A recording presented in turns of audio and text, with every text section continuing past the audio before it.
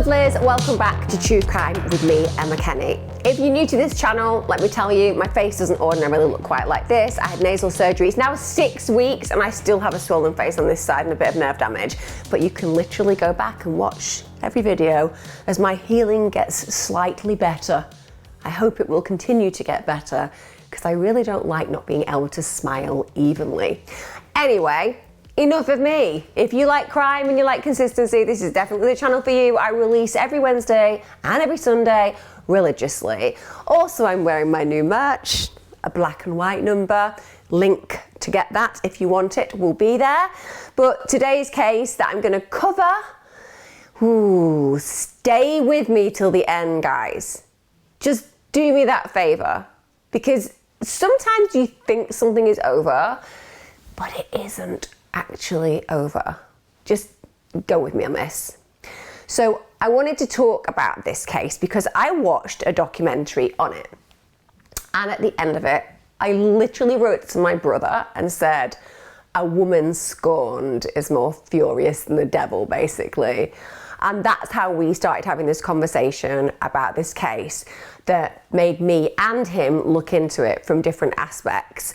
And it's left me with more questions than answers, and hopefully you are going to find this intriguing, and I'd be so interested to know what you think at the end of this true crime video. So let's talk about how this played out. We have 60-year-old Mary Yoder and her husband, 69-year-old Bill Yoder. They lived in Whitesboro, New York, nice area.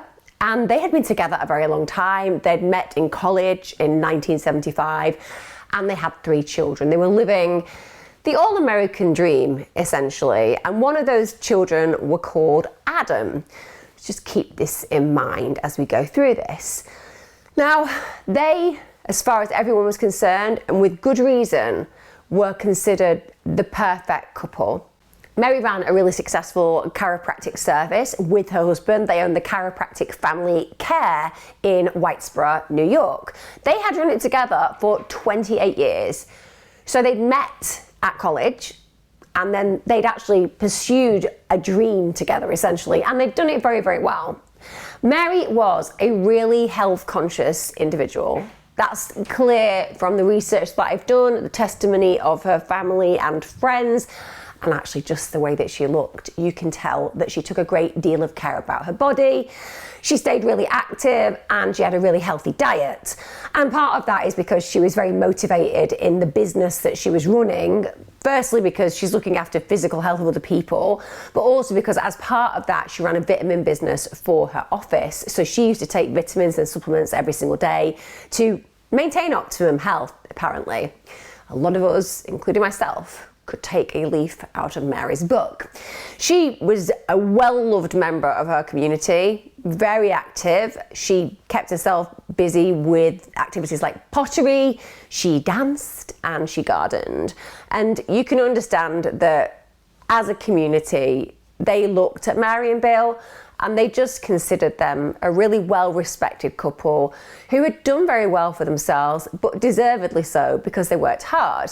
Mary and Bill had staff, and one of those staff members was 24-year-old Kaitlyn Conley. She was better known as Katie. She worked as the receptionist and the office manager in Mary and Bill's practice, and she'd worked there for around 4 years when this particular event unfolds. She wasn't just somebody who worked for the company, she'd almost become a part of Bill and Mary's family because she'd been the girlfriend of Mary's youngest son, Adam. Their relationship, shall we say, had not been very consistent. A little bit on, a little bit off, but they did break up and get together. It's noted that the relationship that Katie had with Mary was amazing. She got on really, really well with Katie, and she'd welcomed her into the Yoder family. So a very embracing woman, we see that, and Mary is known to have been a very agreeable, amenable human being.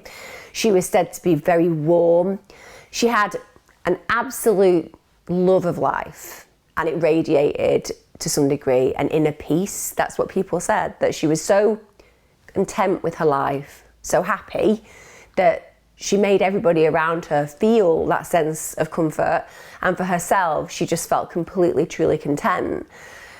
I guess on the 20th of July 2015, that's exactly how she would have been feeling. And people who saw her that day said she was her usual vibrant self. But as the day progressed, things changed. So she gets to lunch, and it seems at this point she starts to feel a little bit unwell. And because of that, she struggled to finish her afternoon appointments because she was starting to feel gradually more and more sick. At this point, her main assumption seems to have been that she's got a stomach bug. She goes home, and when she arrives home, she's very sick. And she tells her husband that she thinks that she's picked a stomach bug up.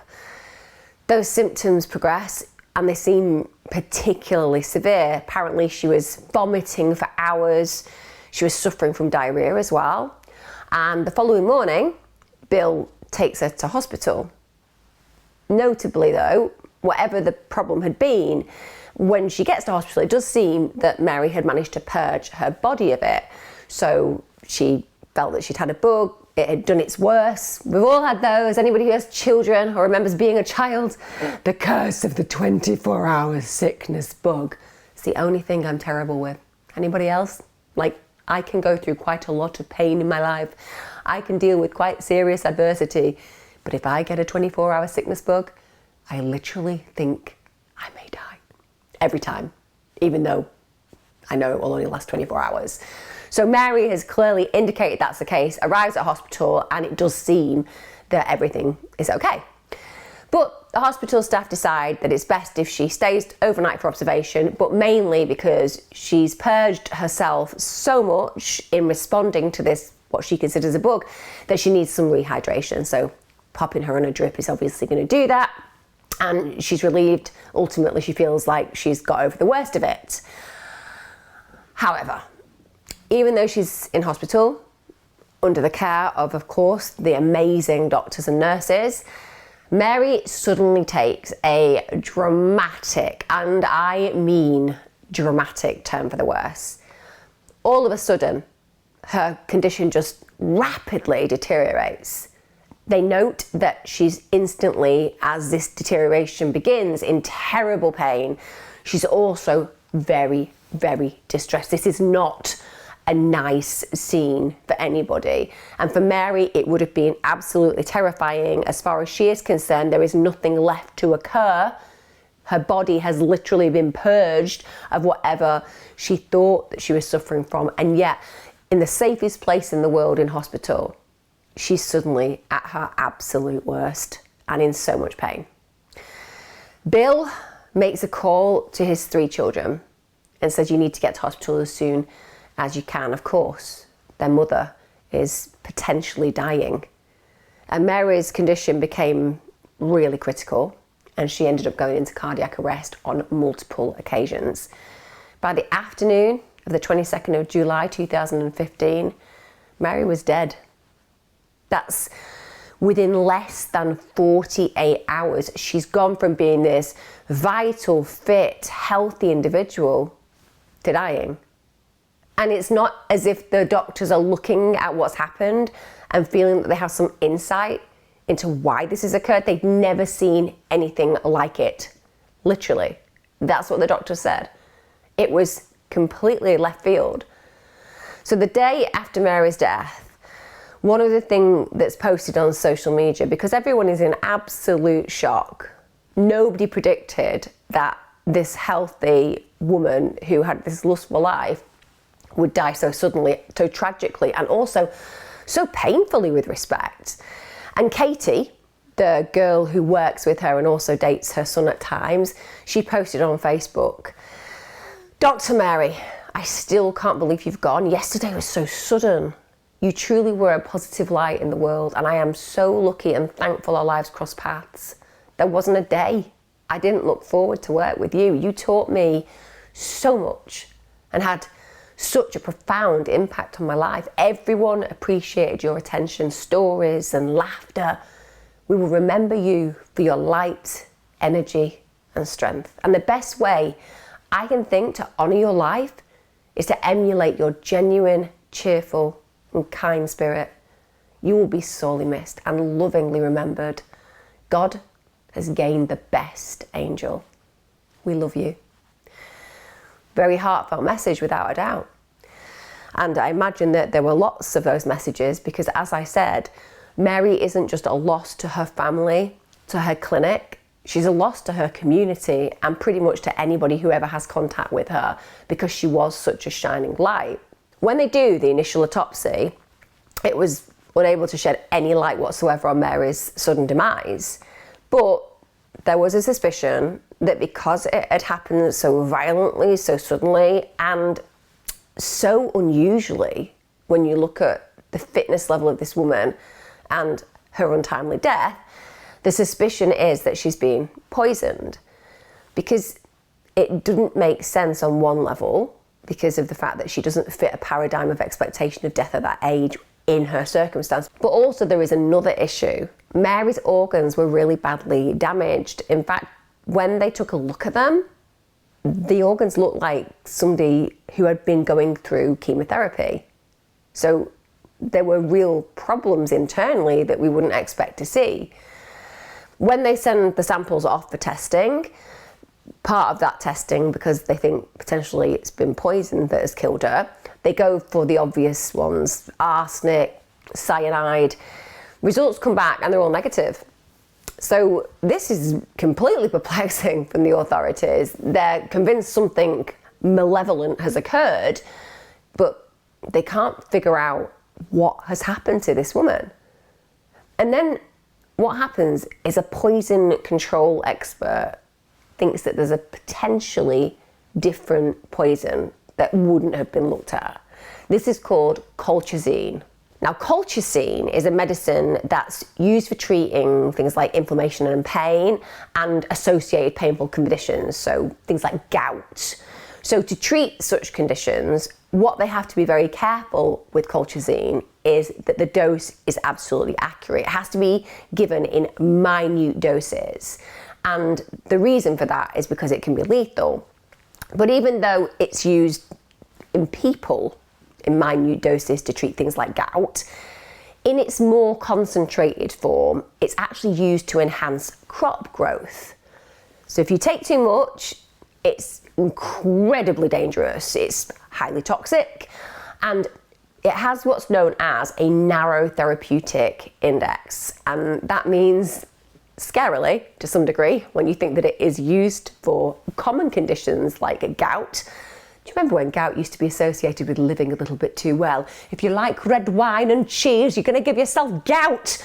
Well, anyway, should you fit that category, and by the way, I know people get gout who don't indulge at all. It's just one of those inflammation conditions. But back in the day, you know, probably around the same time, they were like, leeches for everything. Also, before somebody writes a comment, I know that leeches can be effective in certain things, just not for everything like they used to use in the old days. Anyway, I digress. So the narrow therapeutic index basically means that there's a really, really little range between a therapeutic dose and a fatal dose. So if you do get treated for gout, make sure that your practitioner who's doling it to you is very, very accurate. And the problem is, in cases in the past, there have been scenarios where that issue has overlapped. So people have died because they were given an amount that was actually not consistent with life, shall we say. So the medical examiner's office, they then establish that Mary has actually died of colchicine toxicity. According to the medical examiner, Mary had also been poisoned with agricultural grade colchicine. Agricultural grade. And they said that it was enough to have killed her 15 times over. So whoever has poisoned her wants her dead, without a doubt.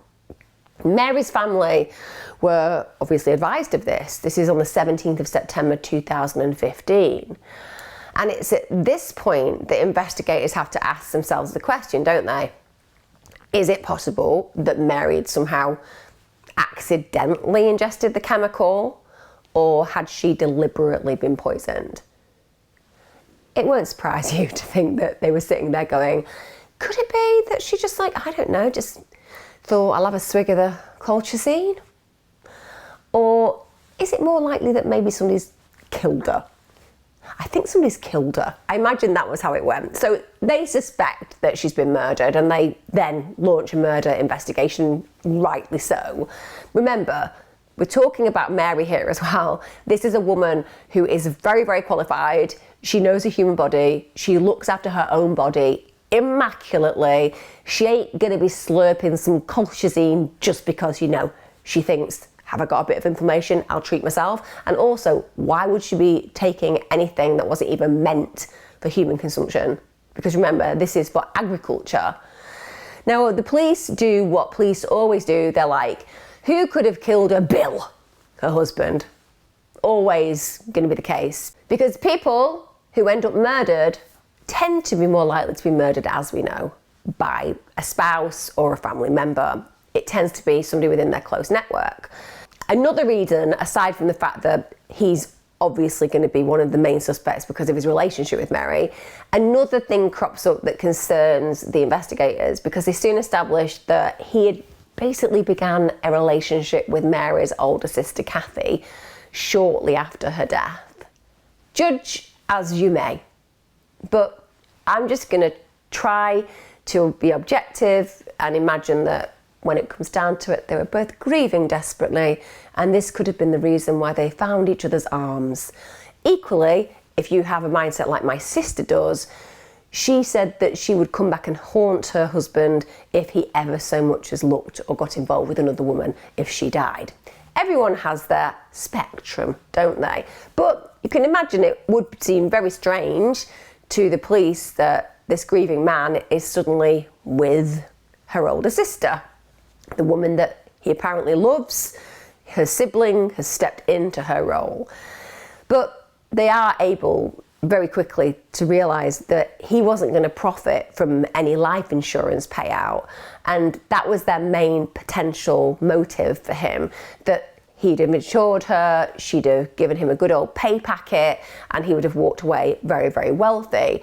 So they then disregard Bill as a suspect, and the problem they've got now is we've got Mary dead, we've got a family needing some kind of justice or further understanding into how this tragedy had played out, and the main suspect, Bill, is no longer in the frame, so who on earth would want Mary dead?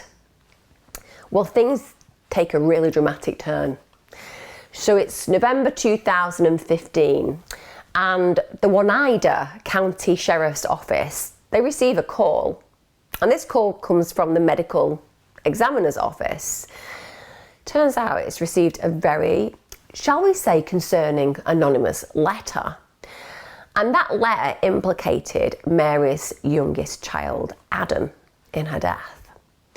The sender, who's written this letter, claims that Adam has actually told them that he did it, told them how he did it, told them where all the rest of the toxin was, because allegedly he'd put the colchicine in one of the victim's supplements whilst at his parents' house. So that was how Mary had ingested it. And the letter stated that the main motive behind him killing his mother was that he resented her. He felt that he should have been helped more by her. He had financial problems, and he had believed that if he murdered his mother, he would receive a financial payout after her death. Obviously, that didn't materialise, and he was so upset about this that he was basically venting to the person who wrote the letter, and he was really irritated at the same point that everyone was now talking about his mother. That's how resentful he was. He was saying, the worst bit is I've got rid of this woman, but everybody is being so nice about her now. You're like, well, if that's the case, Adam, I think you'll find it's because she was horrifically killed. Could that be why the conversation on people's lips is about your mother? Because she's dead after being poisoned? Anyway, that's what the letter is saying. He apparently felt that she should have been nicer to him, paid him more attention. And then, and this is striking, the letter says that the bottle of colchicine could be located under the front passenger seat of Adam's Jeep. So investigators are like, okay, this is interesting. We now have a suspect, a motive, and even evidence in that person's car that links him to the murder.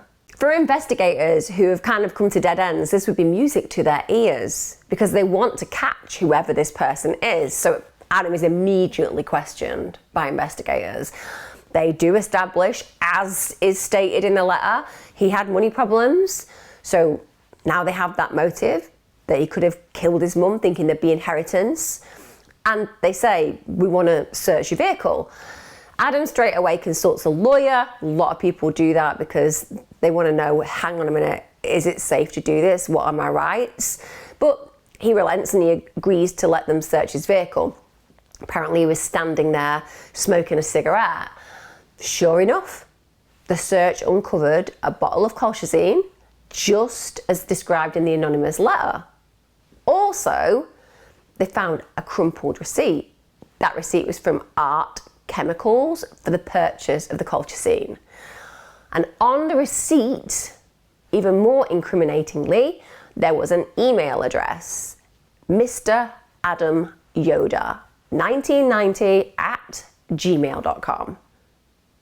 So that sounds bang to rights, doesn't it? He's there. The thing that potentially killed his mother is in the car. There's an anonymous letter that's indicated he's even confessed. And now we have an email address and a receipt linking him to the purchase. The investigator said Adam appeared visibly shocked by what the search had uncovered. And the officer who was looking at him at the moment that they discovered that bottle said he looked so stunned that the cigarette he was smoking almost fell out of his mouth. He gets shown the receipt and he looks at it and he's like, okay, that's my name. You know, that is an email address that looks like it's mine, but it's not my email. I've never set that one up. It isn't me. Investigators are also a little bit suspicious because they're like, well, you know what?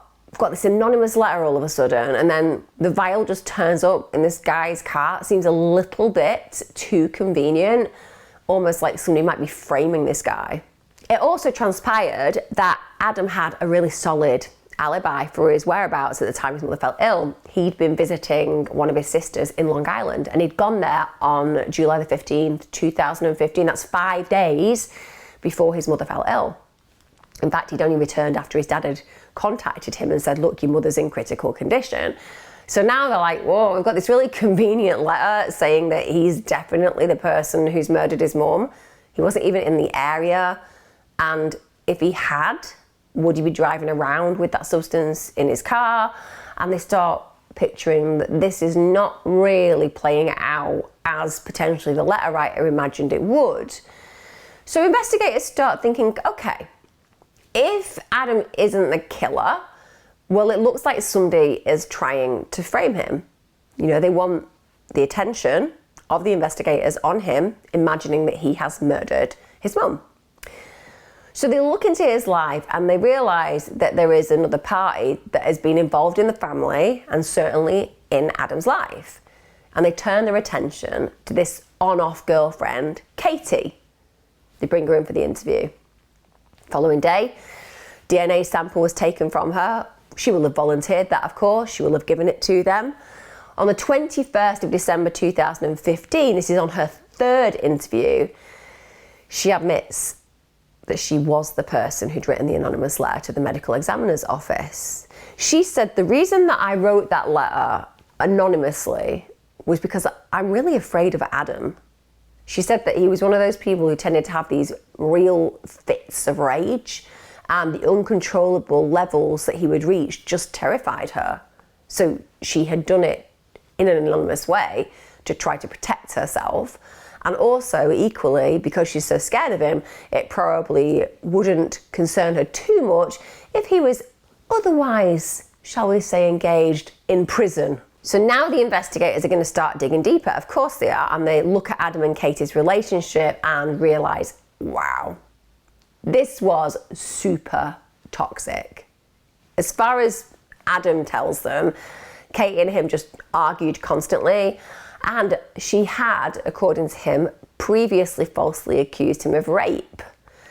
He also tells them that he and Katie had separated, but that Katie had then claimed to have suffered an ectopic pregnancy and that she'd lost a baby.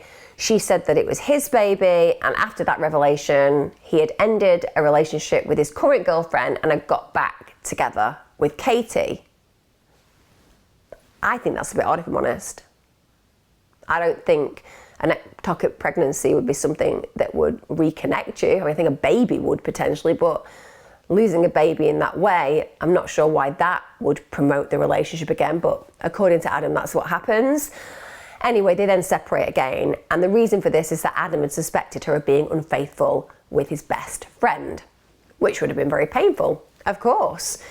Suspicions around Katie are further raised because the police learned that Adam himself had become sick after he'd taken some supplements in April 2015, because he'd wanted to take these supplements to help him focus and study, but he'd actually got really poorly. And apparently it was Katie who had given him the supplements. So could she have tried to poison him and later decided that she was going to poison his mother? So investigators enlist the help of computer forensic experts because they want to know where this email that purchased the colchicine came from, who set it up, and they're actually excellent, the forensic experts, at being able to establish the facts in this case so far as the cyber trail. So it's subsequently established that the Mr. Adam Yoder 1990 at gmail.com email address had been created on the 19th of September 2014, and it had been created on the front office computer that Katie worked on. And furthermore, the email account that had been accessed from her mobile phone and from her home. Also, the password for her email account, which they figured out through some notes that they found, said Adam is gay. So they tried that password and they got in. I mean, we will all agree that if you were going to choose your own password, maybe stating your sexuality would not be the first thing that came to mind. And they are looking at this as Katie doing it because she's angry with him. Adam is gay, so even though there's nothing wrong with being gay, in her context, this is a man who's heterosexual, so it's a way of being in your head abusive, so to speak, to him. Anyway, they find this and trace it back. Then they note that there are 2 purchases of colchicine tracked to Katie's front office computer. So this is really adding up now. And during the police interrogation, she even referred to poison as a lady's weapon. Katie's actually right there. Women who kill are more likely to kill people through poisoning. So if you're having a row with your partner and she brings you some delicious food or a really nice drink out of the blue, always have a little think to yourself, could this woman be trying to kill me? Probably not all the time though, that would make you highly paranoid. Bad advice there, bad advice from me. Just see it as an apology. But if she is going to poison you, that's how she'll do it. On top of all of this evidence that's mounting up, the results of the DNA testing provide further damning evidence against Katie. So tests on the colchicine vial itself, they end up inconclusive. There's insufficient DNA matter for comparison purposes, but there was definitely no trace of Adam's DNA on the vial's cardboard wrapper that was obviously what the colchicine was enclosed in, but Katie's DNA was found on the wrapper. Now on the 5th of February 2016, another thing that Katie admits to is that she purchased 2 prepaid credit cards in Adam's name. The serial numbers on those credit cards matched the serial numbers on the receipts for the colchicine. Investigators also suspect that Katie's actually forged Adam and his mother's signatures on the letter of intent needed to purchase the colchicine. So we now have a lot of evidence mounting against Katie, don't we? And they believe that they have enough to prosecute her with, so she's charged with Mary's murder in May 2016. And the motive that they put together for doing this to Mary is that investigators believed that she wanted Mary dead because Adam was somebody that she wanted back. And she felt that potentially this could bring them back together. And if it didn't, well, it would do the other. It would hurt him.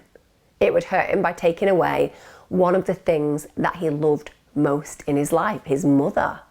So either way, she was either doing it to punish him or to bring him back to her.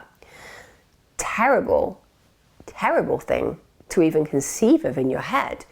I mean, the amount of manipulation in that kind of an action is quite blindsiding, isn't it? So they believe that Katie had contaminated a protein drink that Mary had every day. They believe that she'd taken the colchicine and she put it in there.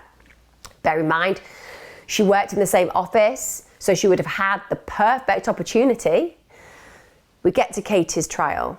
It begins in May 2017, and the prosecution, they argue that she poisoned Mary in an act of revenge against her son, and this is because their relationship had ended. They pose this idea that it's the perfect opportunity for Katie to get him to get back with her, a twisted plot to return Adam into her arms.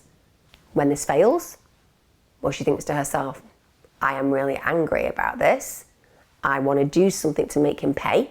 So now I'm going to frame Adam for his own mother's murder, which, again, is a damning indictment, isn't it, of the potential gravity of this crime. The Assistant District Attorney, Laurie Lacey, stated this: "Hell hath no fury like a woman scorned. Vengeance, thy name is Kaitlyn Conley." Strong words. A little bit biblical as well, if I'm honest, but never mind. But they're going in for that, aren't they? The woman who is so angry that she will do anything, including murder, to get what she wants. Now, the defence, they argue that the prosecution's case was literally built completely on circumstantial evidence. They say Katie had no reason whatsoever to kill Mary. In fact, she had lost a really good friend. She'd lost her boss, and she'd lost a mentor in Mary. The defence said instead, Mary's husband, Bill, killed her. Said he had the motive, and the motive was he was in a relationship with his wife's sister. He claimed it had begun after Mary died, but I will tell you there was a witness who said that's not true. He was definitely hooking up with Mary prior to his wife's death. Also, yeah, he hadn't got a payout as far as an insurance policy, but he did receive $400,000 from his father, and he, it suggested, didn't want to share that with Mary. So he wanted her out of the way. Also, I guess the defence would probably bring out that his new relationship with Mary's sister, well, she was very well-to-do, very solvent, shall we say, and also not in the best of health. So I guess that they're trying to build this picture that it doesn't seem that he's motivated by money, but potentially there was a desire there to have more than he had before Mary died. So it suggests that he could have laced Mary's inhaler or cough drops even with colchicine when he brought them to her at hospital. So that's the way that they're going. They're kind of trying to deflect the blame from Katie and pin it on Bill, who essentially was the first suspect. Ultimately, that trial ends in a hung jury, and that means that the judge declares a mistrial. They do, as a judge, leave it open for a further trial for the prosecution, however, if they feel that they have evidence that is more compelling, or if they want to reframe the case in a way that's going to get the jury to feel that she does deserve to go to prison. But it's a complex one, this. Remember, a lot of the evidence is circumstantial, although some of you might not think that when you think about the cyber trail and the colchicine and her writing a letter. But nonetheless, it wasn't enough for the jury to consider beyond reasonable doubt that it was her. They feel there is reasonable doubt. And they can't agree.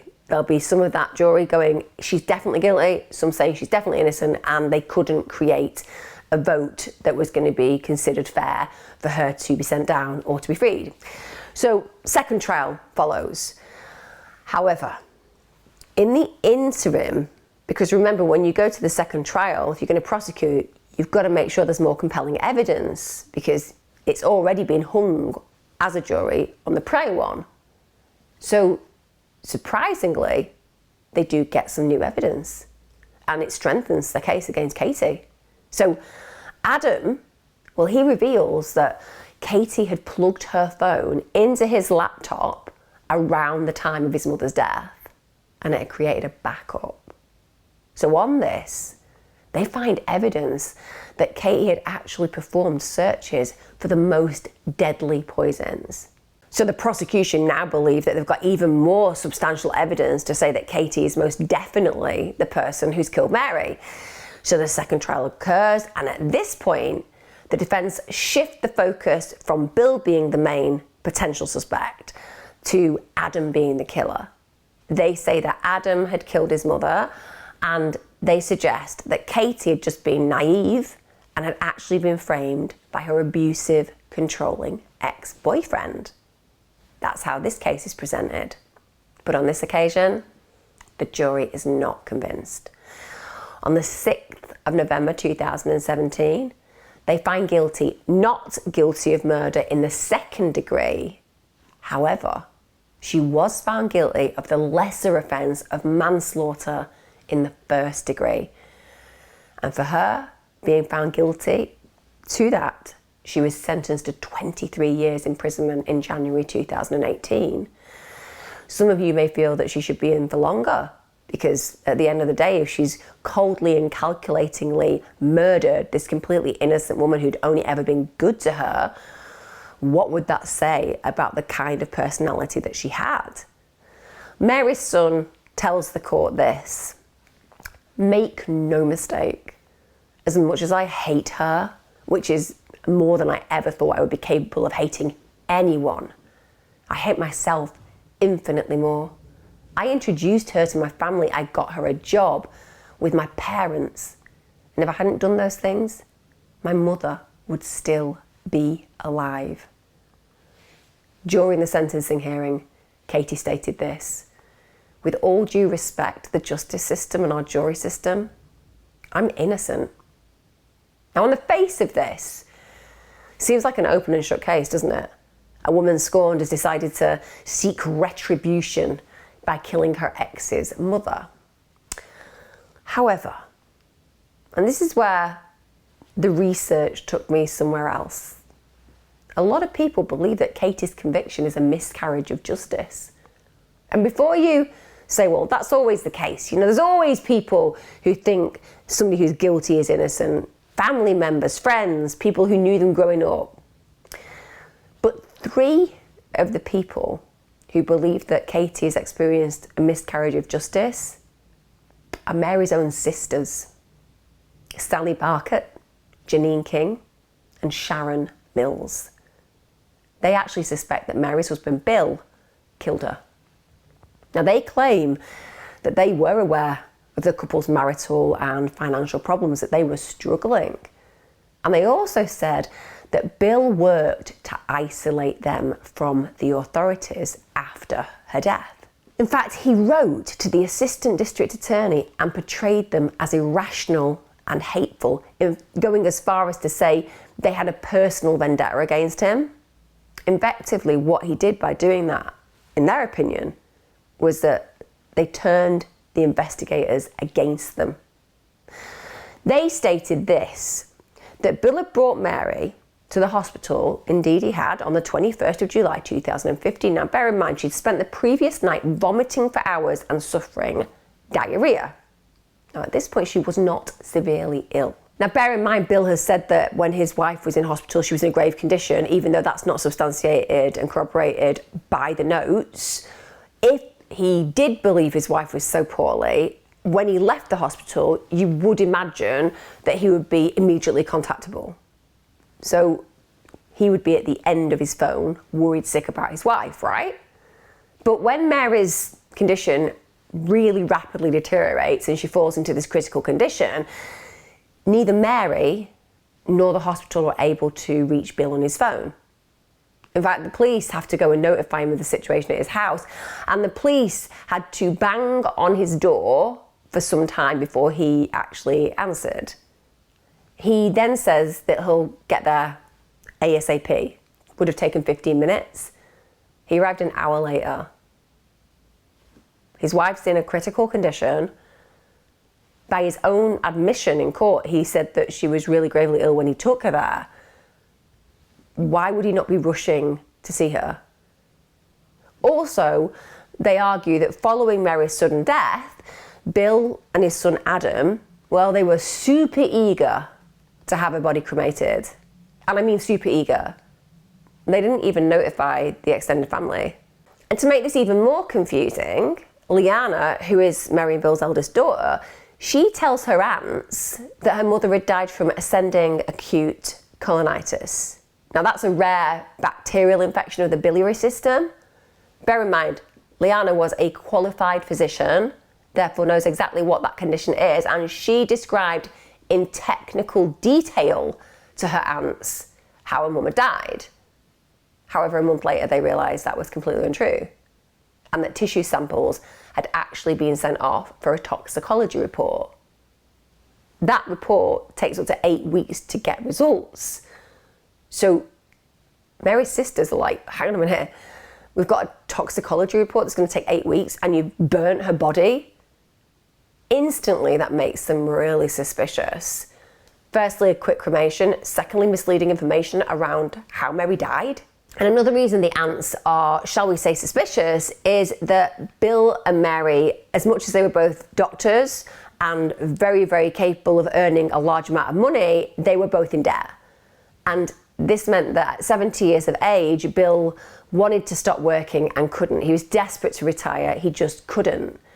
But apparently, as soon as Mary died, he immediately did so. He'd come into an inheritance from his father, but the truth was it was not enough for them both to survive on. But now he was alone, he could afford to retire. So that in itself made the sisters think he's done this for the money. And even though he was desperate to retire, there is a bizarre scenario where he returns to work on the 15th of October 2015, but he only works for a few weeks before he leaves again. Now, it's alleged that Bill and Adam at that point were working hard together to frame Katie. And what they needed to do was to make it appear as though she had ordered the colchicine. So Adam, at this point, is noted to also start spending many hours late into the night with his father. And the reason that this is strange is apparently there had been quite a lot of friction between Adam and his dad. So suddenly, from nowhere, them having this intensity in their relationship stuck out like a sore thumb. It's also alleged that despite being made aware that Mary had been poisoned on the 17th of September 2015, her immediate family did not call the police. In fact, the police investigation did not begin until nearly 3 months after her death. It was allegedly Mary's sister Sharon who finally contacted the police on the 15th of October 2015. At this point, the death was ruled a homicide and the criminal investigation was launched the following day. At this point, the police instructed family to hand over any supplements Mary took so they could check for contamination. And her pill sorter for her daily supplements were not handed over, which is strange. Just hand over anything and everything that could lead to the reality of your wife getting justice that she deserves. Furthermore, it was argued by the prosecution, in fact, at Katie's trial, that Mary's protein shake had been poisoned, right? But there was no evidence ever found to even say that she had a shake that day. And the reason that we actually know this, we know it because it's written down, is according to medical reports, she had only had a protein bar for lunch and grilled chicken for dinner. Bear in mind, in court, it was Bill who claimed that Mary had had a shake for lunch and had had no dinner. He even went as far as to say she hated protein bars, but that seems to have been a lie. Because according to her sisters, she had them regularly. Also, the medical notes, she said she had a protein bar. That causes concern, because why is Bill lying in court about that under oath? And then Bill goes on, as we know, to cause more suspicion because he's romantically involved with Mary's older sister, Kathy. That's immediately after Mary's death. Now, Kathy's husband, well, he'd recently died, and she was well off. She really was. And bear in mind that Bill was not open. He didn't tell investigators, I'm hooking up with my sister-in-law. And there were witnesses, not just one, who said that he was definitely having an affair with Kathy before Mary died. So people had seen his vehicle there. People knew that they were together, and there were lots of text messages between the two that certainly suggest there was romance involving them prior to Mary's death. Mary's sisters and lots of other people believe that Bill and Adam basically framed Katie. She was Mary's office receptionist. She was Adam's ex-girlfriend. To some degree, she was the perfect scapegoat. Also, worth noting, Adam was owed $20,000 according to Katie. He said it was $15,000, but she said $20,000. At the end of the day, it's still a ton of money. So the sisters have put forward an argument that Katie's conviction is based primarily on circumstantial evidence relating to the purchase of colchicine. And bear in mind, they were via electronic devices at Bill and Mary's offices, right? Which, on first inspection, you think, yeah, so it's definitely Katie, right? Because the main interaction with that purchase was the front office computer. And Bill clearly told the investigators the only person who used that computer was Katie. That's also untrue. Both he and Adam used it. In fact, Bill and Adam were really good with computers. Bill had apparently networked the office computer as well, so that he could control the front office computer from his private office. Bill and Adam also had access to Katie's phone. Why? It wasn't password protected. And Bill had a rule at work. He required office staff to put their phones in a room behind the reception area while they were working. Bill sounds a little bit on the controlling side. Sorry, but if my boss was like, I'm afraid I'm going to have to take your phone off you, I'd be like, I'm not 9. Step away from these suggestions. I mean, I appreciate you don't want your staff just on the mobiles all day, but man, that is a bit controlling as far as I am concerned. I'd obviously be a nicer boss than Bill. Anyway, this is one of the reasons why the sisters are concerned about this evidence, because, Adam has access, Bill has access to these phones, and hers isn't even password controlled, which makes her very vulnerable in that situation. But if that isn't enough to make you think a little bit differently about this case, turns out that Adam and Katie had a shared Apple ID. Also, Adam frequently used her laptop, so he would have it with him. And what's more, Adam had actually set up Wi-Fi at Katie's family home, which was again not password protected. So there's a lot of access to these technological devices that mean that we're not just talking about Katie having access to them. So it's alleged that Bill and Adam, who were really good technologically, that they'd use their considerable technical expertise to frame Katie. They had access to all her devices. All of the devices, in fact, that Katie ended up being accused of searching for the poisons on and buying the poison with. They could have created and accessed Mr. Adam Yoder Gmail account, and they could have ordered the colchicine on it. Mary's sisters also argue that this is not a poison that Bill is unfamiliar of. In fact, he knew that poison well. And the reason for that is, according to them, he treated marijuana seeds with it in the 1980s. He would genetically alter the cannabis plants to grow all female plants. That meant he could get extremely potent weed, by the way. don't be like online now going, I'm just going to get some of that colchicine. I mean, if you're just going to get the really strong female plants, maybe I'll give it a go at home. Highly illegal, at least in the UK. But you could say that this is a man who knows about this particular type of agriculture.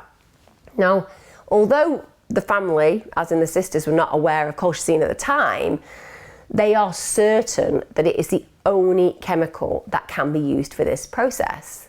So back in the day, the family were not necessarily aware of Bill doing this, but on reflection and seeing that he was able to grow potent weed, female plants, they put the pieces together. Now at trial, Bill claimed that he'd never even heard of colchicine before. That's really surprising. I mean, it's surprising just on a medical level.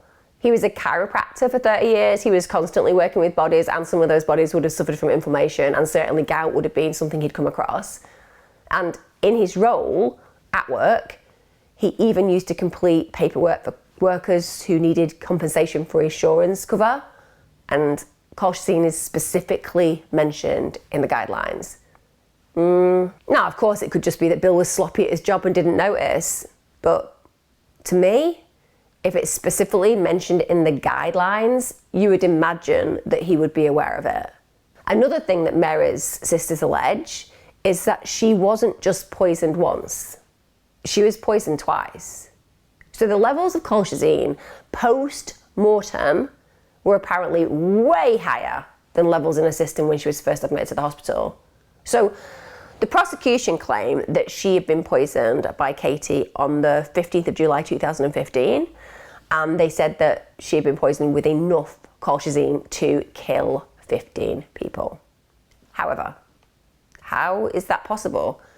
I mean, that would have meant that she'd gone 60 hours surviving, and that literally seems impossible, genuinely on a medical level. And she'd stopped vomiting and diarrhea when she got to hospital. You know, she wasn't feeling great, but it felt like whatever had gone wrong had cleared her system. She was stable. And then all of a sudden, without warning, she goes into cardiac arrest 7 times. The sisters argue that she must have been poisoned for a second time. And the only person with her at the time, aside from hospital staff, was Bill. Apparently he brought Mary cough drops and an inhaler while she was in hospital. He could have laced either with colchicine. Apparently it comes as a fine dust. Pretty convenient if you want to add it to an inhaler or roll it in the cough drops. However, sadly, neither the inhaler or cough drops were ever tested by toxicology experts. And there's some more suspicion around this because of the fact that if Mary had died at home, automatically what happens is they do an autopsy and they do a toxicology report. They are standard. If you're going to kill somebody, you're going to want to avoid that. So Mary's sisters say Bill knew this. He had all this information to hand. He was working in the medical field. So he knew that he needed to poison her first with a small dose, just enough that wouldn't kill her, but it would get her admitted to hospital. And when she's in hospital, when he thinks there's going to be no toxicology report, when he doesn't necessarily believe that an autopsy will have to be carried out, that's where he administers the fatal dose. Mary's sisters argue, look, this is the perfect crime because if Mary had fallen seriously and died at a hospital, they wouldn't necessarily have ordered an autopsy. So the murderer would have got away scot-free. Now, as she did fall ill at hospital, it turns out that the hospital's liability required an autopsy to be performed, but it wasn't requested. So Bill didn't say, okay, what the hell's killed my wife? I mean, I've got to say, he claims that he did. He claims that he wanted to know, but he didn't ask for it. Personally, if somebody close to me just dropped dead, particularly in terrifying conditions in hospital, I'd have been like, find out what killed them. Because I'd, in my mind, be thinking, what the hell did the hospital do? What did they miss? How are they liable for this? It's just that natural feeling. You just want somebody to give you answers. But he didn't request it. And it's only then, through the hospital's liability and them going ahead and finding out themselves what had happened, that it led to a case of poisoning first being identified. Now, once it was established that Mary had been poisoned, bear in mind, if Bill was the killer, and now he realises that this toxicology report has identified this kind of poisoning, he would need to create a scenario where the spotlight was not on him.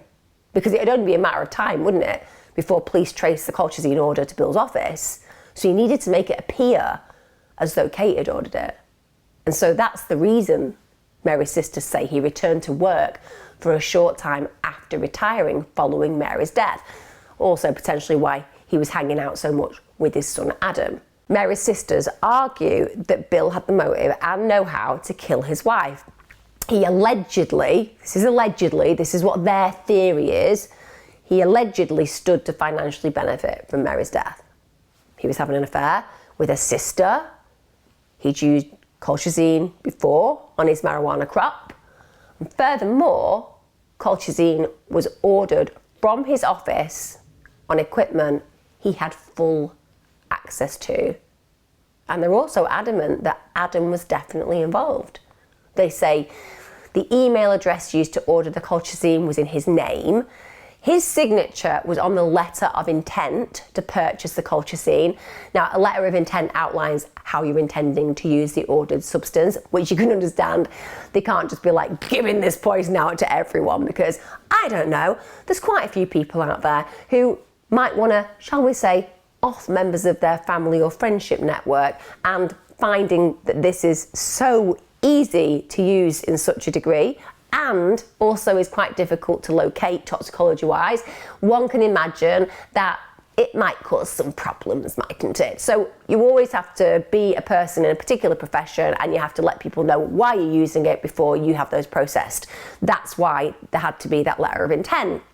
The prosecutors, bear in mind, they said that Adam's signature had actually been formed and that Mary's signature had been formed on the letter too. So they argued that it wasn't Adam who'd even signed that document, it was absolutely Katie. Bear in mind though, the colchicine was found in his car, but they also found gloves, goggles and masks that were needed to be handling it. So there were other things in that car that were certainly worth investigating. But apparently the gloves, the goggles and the masks were not actually confiscated by the police. They were never tested for DNA. Massive oversight there. Massive oversight. Because if somebody's worn those and they can actually find that there is a DNA profile there, well, that's going to likely demonstrate that that person was the individual handling that poison. Another big red flag, potentially, is that it's alleged Katie was off work at the end of 2014 through to the beginning of 2015. That was when the 2 orders of colchicine were made on the front office computer. In fact, Katie wanted and asked for the payroll book to be admitted in evidence to prove that she had not been working at this time, but apparently it had gone missing. I mean, a little bit convenient. Could I just have the payroll book because it will evidence that I was on holiday when the orders were made, thus giving me an alibi?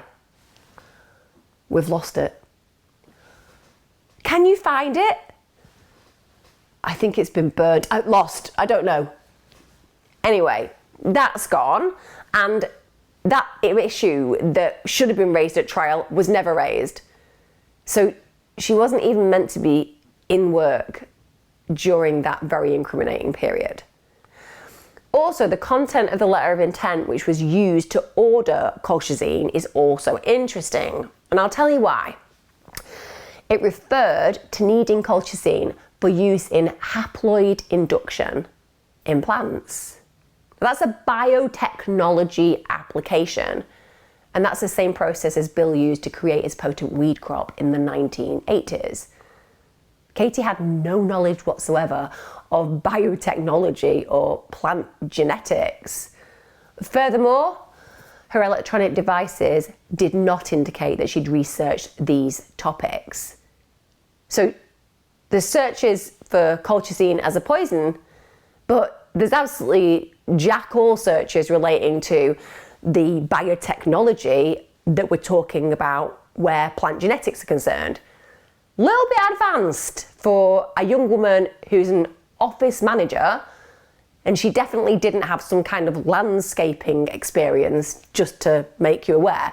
On her 3 days, she wasn't out there with nature figuring out how to grow plants in a more effective manner. So how did she have the knowledge to write the letter of intent to procure the colchicine? Then we have DNA evidence, or a lack of it. So as far as they're concerned, they had some touch DNA from Katie, and that was found on the cardboard container of the colchicine vial. Okay, fair enough, there's some touch DNA, but as part of Katie's job role, she regularly opened packages that arrived at the offices. Why would she even know what that poison was? At the end of the day, she just opens it, puts it somewhere. And furthermore, the people who claim that she's innocent, they say, look, Bill and Adam could easily have contaminated the packaging with her DNA from something that she touched or worn in the office. Also, and this is where prosecution can be a little bit naughty, they implied during the trial that Katie's DNA was on the colchicine vial itself. But in truth, 3 DNA contributors were identified on the vial. However, there was insufficient DNA matter for comparison purposes. So the conclusion was that Katie couldn't be ruled out as a DNA contributor. Not that it was her DNA, she couldn't be ruled out. However, neither could Bill. So that really doesn't make sense. Furthermore, Katie claimed that at the beginning of January 2015, Bill instructed her to hand him any parcels that arrived in Mary's name. He told her it might be a surprise birthday present for Mary. Now, Katie thought that was really strange because she was like, I'm just going to be quite logical here, Bill. Have you thought, just throwing it out there, of ordering it in your name? I mean, just going to suggest that from now on you maybe think surprise present, probably best keeping it a surprise by not using my wife's name, who I'm going to be surprising the gift with. Just a bit of a life advice moment for you there, Bill. So obviously that alerts her suspicion. She's like, well, why has he done that? But when you have a manager, you're just going to let them do what they do because you're being paid by them. The colchicine was also ordered on the 5th of January 2015, and it was in Mary's name. So that would be one of those packages that if it arrived and Katie took it, she would hand it over to Bill. She'd just be doing what she was told. And another concerning bit of information, you know how Adam said that Katie was absolutely desperate to get back with him? Like, she was just like basically a stalker, somebody who was willing to kill his own mother to bring him back into her arms, or to punish him so deeply because he rejected her. That's what Adam told investigators. Totally untrue. In fact, she had been seeing somebody else for 5 months, and there was communication between them. This isn't just hearsay. This is communication between Adam and Katie where he is desperate to get back with her. That evidence was not permitted at trial. I don't know why. It seems a little bit unfair that a payroll book that says that she wasn't present at work when the poison was ordered, and now she's been painted as this femme fatale who just is so bitter and twisted. She wants somebody dead so she can get back with her boyfriend who's on and off. Well, that's evidentially not true in messages between them, and they wouldn't let it enter the court. I think that would have changed the way that the jury viewed Katie, because why is Adam lying about this? Another thing is she lent him $20,000. He was paying out loads of interest on loans that he'd taken out, and she felt that it didn't make sense for him to pay all of this extra interest. So she offered to pay the loans off for him and he could then pay her back. I mean, that to me is a very altruistic act. That's something that somebody who cares about another human being will do. According to Mary's sisters, another thing that wasn't necessarily brought to light in the case was that Mary thought the world of Katie, and that they all did. They all felt that way about Katie. Now, to bring you to light on where Katie is now, since her incarceration, she's been a model prisoner. She started a book club. She helps other inmates correspond with their attorneys. She also works in the prison law library and the children's centre. They are adamant as a family who are on side with her. Like I said, Mary's three sisters, who have got a lot of skin in the game, guys. They don't want somebody going down who's innocent, but equally, they definitely want somebody going down for that crime. So for me, it's quite striking that as Mary's sisters, they are defending the very defendant who was found guilty in this case.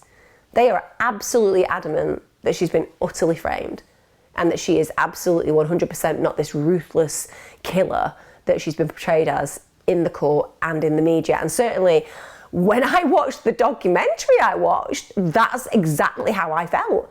I was like, who is this hideous witch? Another thing that they did as well in court, which again, it shows you how things can be skewed. They said that she was tech savvy. You know, she was able to do all this clever computer stuff. She was accused that she even got a VPN, which meant that she masked her location. It's a bit strange, isn't it, that someone who was so tech savvy couldn't even set up Wi-Fi at their family home. Adam had to do it for her. It's also strange to me that a tech savvy person wouldn't even protect their mobile phone with a password. I mean, genuinely, I'm like living in the 1980s in my head. If I didn't have Dusted Media editing my videos for me, it would be me with a shaky iPhone in even worse lighting that I'm in right now. That's where I am. I'm just growing up brain-wise in a whole different decade. But even I know, with my Neanderthal skills in technology, you put a password on your mobile phone, even if it's just because you don't want somebody to nick it and get to use it, right? But she didn't. In court, it was alleged that she'd used VPN software called ProXPN to order the colchicine. Bit weird, because it turns out Bill had exactly the same software on his computer in his private back office. And he could also access the front office computer via the computer network system that he had installed. Another thing that kind of makes me go, what the? Bill and Adam were actually offered immunity from prosecution to testify against Katie at trial. Like, what's that? So like, hang on a minute. We've got two potential other suspects. We've got Bill, we've got Adam. Motives, certainly some concerning features around the control they had over other people's technology, certainly access. Maybe they could have been the individuals who'd gone ahead and either got together and collaborated on the murder or supported the other when the murder had taken place for financial gain. I'm just alleging, obviously. I'm not saying it actually is the case, but just looking at it that way, why would you say to them, well, if you come and give evidence against this person and testify against Katie, you won't be tried for this particular murder? Like, who in their right mind, if they had been the culprits, would be like, oh no, I'm not going to do that. I definitely want to leave it open, you know, just in case somebody decides to point the finger of blame at me. And I just want to be able to defend myself in court, you know, because obviously I'm innocent. Like, anybody's going to be like, damn straight, where do I sign? Also, Katie passed a lie detector when she was questioned about Mary's death. That wasn't apparently admissible at trial either. Who was the judge in this case? Like, there seems to be a lot of things that either didn't turn up at the trial or were not admissible at trial that certainly seem to suggest that Katie isn't quite the murderous vixen that we're being told she is. Katie also spoke to the police on 6 occasions without any legal representation or advice, and her supporters say that's because she had absolutely nothing to hide. They say Mary wasn't just her employer, she was a really good friend, she was a mentor, and that because of this, Katie wanted to do everything within her power to assist the investigation. Now, in contrast, just to bring up, when the police asked Adam if they could search his car, the first thing he did before letting them do that was consult a lawyer. One of the big, shall we say, issues that people point out in this case is they believe the police were far too quick to point the finger of blame at Katie. And then they became incredibly selective about the evidence and the information that they pursued.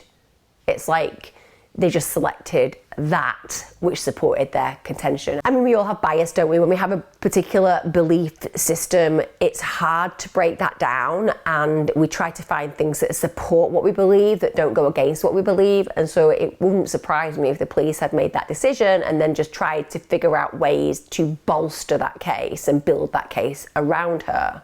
Now, ultimately, I am the first to admit this, guys. It is so difficult to make out what happened in this case. When I first researched this and read all the reports, I was absolutely convinced of Katie's guilt. Absolutely, 100%. Who is this heinous human being who's murdered this wonderful woman? You know, this completely lovely human being. Not that it's ever acceptable to murder people who aren't very lovely. Just saying. You know, it really stands out when a great upstanding citizen is taken this way. And for what? Because she was jealous of the relationship she had with her son? Or she felt that by getting rid of her, he'd turn to her to love her? Because that's what the suggestion is. And I was like, that is so despicable, that's so psychopathic. But since I've dug into this a bit deeper, and my brother has done the same, we've come to the same conclusion. We're not sure what to think. I'm certainly not going to conclude that there has been a 100% miscarriage of justice. You know, I'm not saying that Bill and Adam actually killed Mary and they've got away with murder. I'm in no position whatsoever to give that kind of an opinion. I haven't seen all the evidence. I wasn't at the trial. However, from what I've read, what I am really surprised about is that the jury wasn't able to find that reasonable doubt existed. Reasonable doubt is all that is required to make sure that the individual being tried is not found guilty. If there was reasonable doubt, even the tiniest, teeniest sniff of it, a not guilty verdict should have been returned. Now, as in the UK, it is notoriously difficult in the US for authorities to accept that there may have been a miscarriage of justice. I'm going to say it. They're arses. They really are. Time and time again, there are individuals in prison who we know are innocent. We know it's been pinned on them. And they take years and years and years, and some never ever get out before their sentence is served. Some in the UK, and certainly in the States it's the same, are individuals who could have got out at times on parole if they'd accepted their crime, and they still reject it. They say, I'm not going to take responsibility for a murder that I didn't commit. I'm not going to be the person who says that I'm guilty. So they have even lived life longer in prison because of their refusal to acknowledge that they were responsible. And that must be horrible. Miscarriages of justice occur, and authorities are very bad at taking responsibility for that. If Katie is innocent, it is awful to think of her sitting behind those bars as the best years of her life pass by. I mean, on the other hand, if she is guilty, it's absolutely awful for Mary's family not to have any form of closure on account of all of that ongoing speculation. At the moment, Kaitlyn Conley, she remains incarcerated at Bedford Hills Correctional Facility for Women in Westchester County, New York. Her attempts at appeal, well, they've so far been denied. That means that she'll be eligible for parole in 2037. She'll be 46 years of age at that time. Now, if she is guilty, she deserves to spend every single one of those days inside reflecting on what she did, realising that she's probably going to have missed out on having children because of her actions. But wow, if she is actually innocent, that is going to be one bitter pill to swallow, isn't it? This case, like I said, I started with one point of view, then I swung to a different point of view, and now I'm just confused. If you share my confusion, leave me a comment, let me know your thoughts. Maybe you absolutely fully believe that she is innocent, Maybe you've seen a documentary as I did and thought that she was absolutely guilty and are now completely confused. Maybe some of you think that they got the wrong person and Bill or Adam or both of them are the guilty parties. Who knows? What we do know is an incredible woman lost her life in the most horrific and brutal of ways, and somebody, ideally the right person, needs to serve a sentence because of that. If you've enjoyed my content, get your subscriptions on. I release on a Wednesday and a Sunday. There are lots of other cases that I cover as well. If you're interested in female killers, well, Joanna Dennehy's a good one to go and have a look at. Vanessa George, she's not a killer, but she's a heinous human being. And also, if you want to buy any merch, the link's below. So make sure that you do. Love you lots. See you next time.